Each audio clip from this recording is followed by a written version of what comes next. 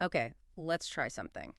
Imagine for a second that every single thing you do today, every decision, how you react, how you use your time, where your focus goes, even like the energy you bring, imagine it's all being recorded meticulously. What would that final report say about you? About your performance? Would you be proud of it?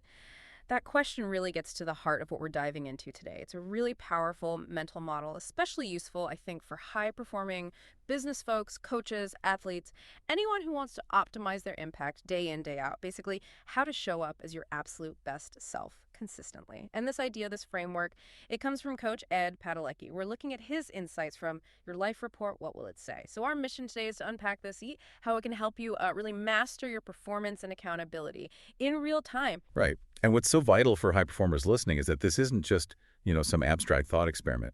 Coach Padalecki's idea gives you a practical tool, something you can use for immediate improvement, really making today count. Yeah. It's a direct line to improving how you operate, whether that's in a business negotiation, on the sports field, or coaching your team. Okay, so let's unpack it. How does Coach Padalecki actually introduce this? He uses this really compelling mental model, and it borrows, interestingly, from Todd Henry's book, Die Empty, which is a great book, by the way. The core idea there is about not holding back, giving your best work now. Exactly. So Coach P asks us to visualize this. Imagine someone, a silent reporter, following you from the moment you wake up till you go to sleep. And this reporter isn't just casually observing. They're documenting everything meticulously. Your choices, your reactions, how you spend your time, where your focus is, what pulls you off track, the energy you bring, all of it. Recorded, like a shadow. And here's where it gets really potent, the twist. At the end of the day, that summary, it becomes the official uneditable record of your life for that day. No edits allowed, no footnotes explaining why you did something, just what actually happened. Wow. Yeah, that immediacy, that lack of varnish, it changes things, doesn't it?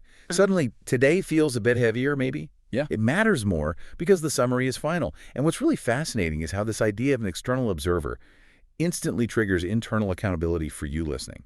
Whether you're a CEO, an athlete under pressure, a coach, it forces you to own your moments because that report, it's being written right now. It's like the ultimate performance review, but it's happening constantly, internally. Precisely. It shifts you from just letting the day happen to actively shaping it. That makes sense. It feels like something that must have a formal name in, say, performance psychology, this kind of constant internal check-in. Oh, absolutely.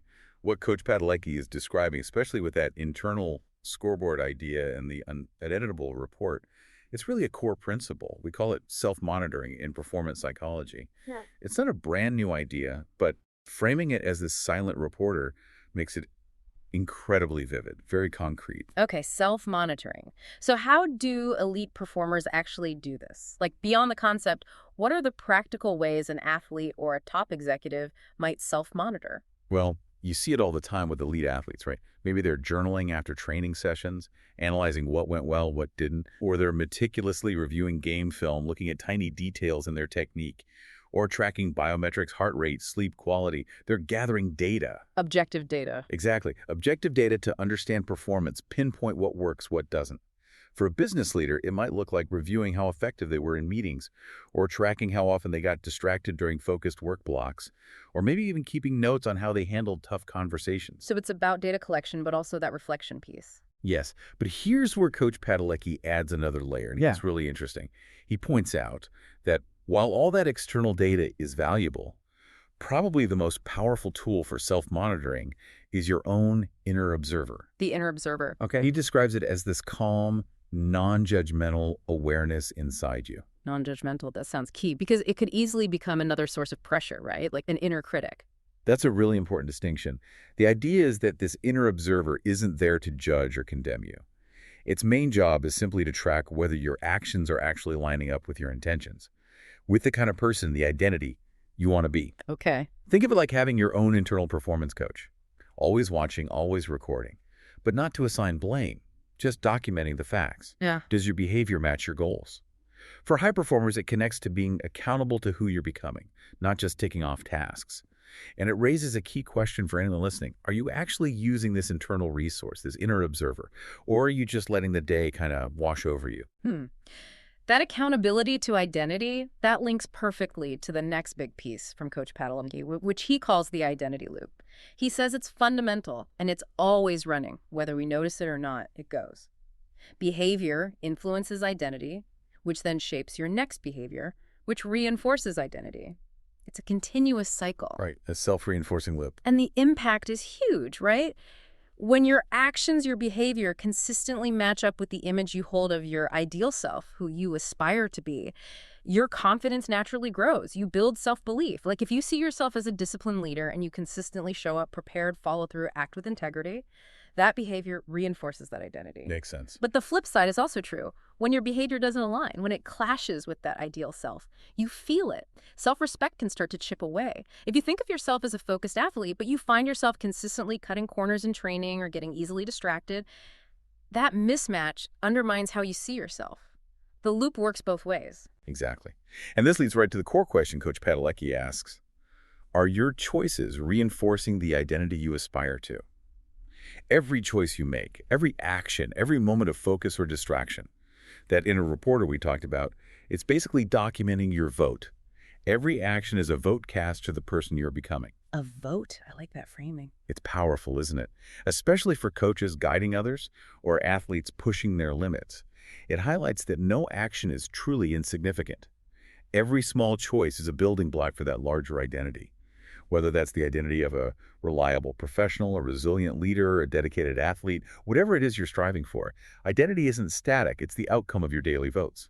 Okay, so this is a really compelling framework, the silent reporter, the identity loop. But how do we make this practical? How do we take it from concept to, actually doing something today? Coach Padalecki offers a really neat, actionable step for this. He calls it Today's 1% Better Practice. Be proud of the report. Simple title, but sounds like it needs real focus. It does. And it starts with reflection.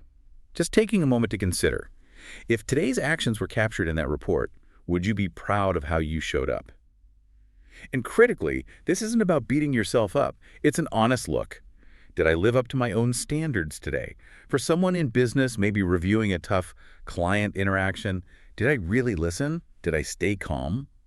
For a coach, thinking about practice, was I clear? Did I motivate effectively? Right, an honest assessment. And I think he adds a really important, encouraging thought right after that reflection. Yes, that if the answer isn't a clear yes right now, there's still time to shift the story. That's huge. You still have agency. You can still make changes before the day is done. Exactly. And that leads straight into the action part. Coach B's advice here is super pragmatic. Pick one specific moment coming up in your day. Just one. Could be anything, really. An important meeting, a tough workout session, a conversation you need to have, maybe a key decision you're facing. Okay, focus on one thing. Yes.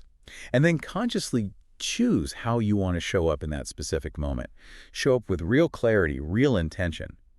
The goal is to make that moment a signature moment, something your inner observer will highlight positively in that end-of-day report.